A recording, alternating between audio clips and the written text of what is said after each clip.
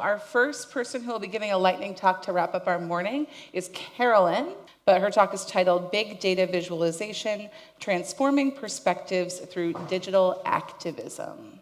So with that, I'll go ahead and I'll welcome her talk up here to the stage and then welcome her to join me when it wraps up. I'm a graphic designer and PhD researcher from Vienna. I'm doing my PhD at the topic of big data visualization. My title is Transforming Perspectives Through Digital Activism. Therefore, I'm very much interested in artistic and activist projects around topics for social good. I want to investigate how data visualization is changing at the moment due to new technologies, especially such as big data.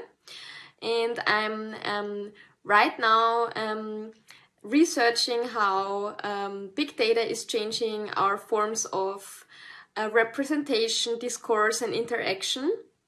With that, I mean the epistemological power of big data and how it can be used for non-commercial projects, but rather for social projects or citizenship projects. So I would be so happy to get to know all of you who are also interested in big data visualization and also new technology and new tools who are right now changing our forms of representation.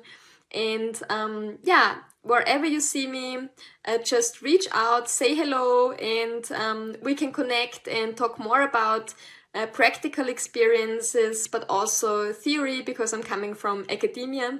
So say hello. I will also add my contact here. It will be easy to find me then, and I'm very much looking forward to meet you.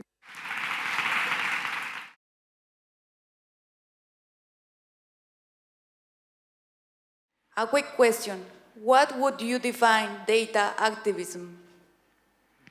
It can be defined in a very broad sense, actually, but I would be interested in data activists who are using big data, especially since I have also this focus, and do something for social good. So I basically don't want to narrow it down at the moment. I'm still collecting material, and then I will conduct my research and see what I will finally choose. I'm still in the early stages of collecting, so not yet in the evaluation process. Great. Any other questions? Yes, down front. Hello, I'm Michael from Portland. And I guess my question is, at what point is data big or big enough? Do you have example data sets for us? Yeah. We talked about it yesterday a little bit. I think at the moment where you cannot really overlook it anymore, let's say in an Excel sheet or in any other form, so you have to visualize it, that would be the moment I would define it as big data. So my definition actually in my research paper is you have to visualize the data in order to understand it. So not giving a terabyte limit on how many data points is required. Angel, down in front, do we have a question from you or online? Sure, nothing online, but my question is, can you talk a little bit about the difference or overlap between data journalism and data activism? Yes, data journalism and both data activists, data journalists and activists are both interesting for me.